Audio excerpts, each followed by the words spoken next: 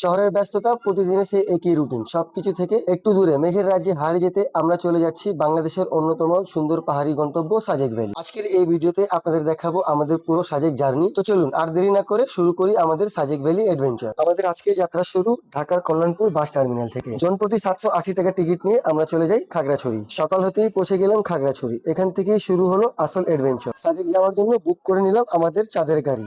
তারপর আগে পেট পূজা, কারণ সামনে কিন্তু পাহাড়ি রাস্তা শেষে ব্যাক গাড়িতে আর আমরা রেডি। কিছুক্ষণ গাড়ি চলার পরে আমরা পৌঁছে গেলাম বাগাইহাট আর্মি ক্যাম্পে। বলে রাখা ভালো, সাজেকের উদ্দেশ্যে প্রতিদিন 2টা করে স্কট আর্মি ক্যাম্প থেকে ছেড়ে যায়, একটা সকাল 10:30টায় আর একটা দুপুর 2:30টায়। স্কট ছাড়ার ওয়েট করতে করতে আমরা কিছু কিনে নিলাম পাহাড়ি ফল। আপনারাও চাইলে এখান থেকে কিছু কেনাকাটা করে নিতে পারেন। আসলে পাহাড়ি ফলগুলো অনেক মজার হয়। এক পর্যায়ে নির্ধারিত সময়ের নিয়ম মেনে আর্মি স্কটের সাথে শুরু হলো সাজেকের পথে যাত্রা। আর এখান থেকেই শুরু হলো জার্নির সবচেয়ে সুন্দর অংশ।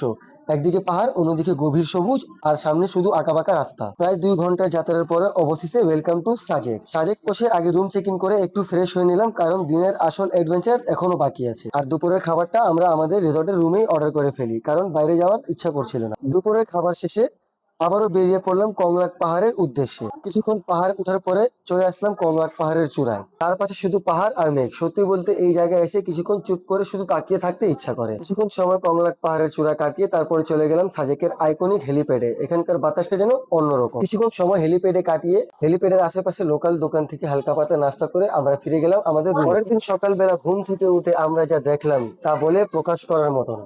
শহরে যেখানে সকাল মানেই অ্যালার্ম বন্ধ করে আবার ঘুম, এখানে সকাল মানেই মেঘের ভিতরে ঘুম ভাঙা। সূর্যের আলো ধীরে ধীরে পাহাড়ের উপরে পড়ছে, মেঘগুলা সরে যাচ্ছে, আর সামনে ধীরে ধীরে ফুটে উঠছে সাজেকের আসল সৌন্দর্য। নেক্সট ডেস্টিনেশন কোথায় হবে ফলো করো আর সাথে থাকো আমাদের পরের অ্যাডভেঞ্চারের জন্য।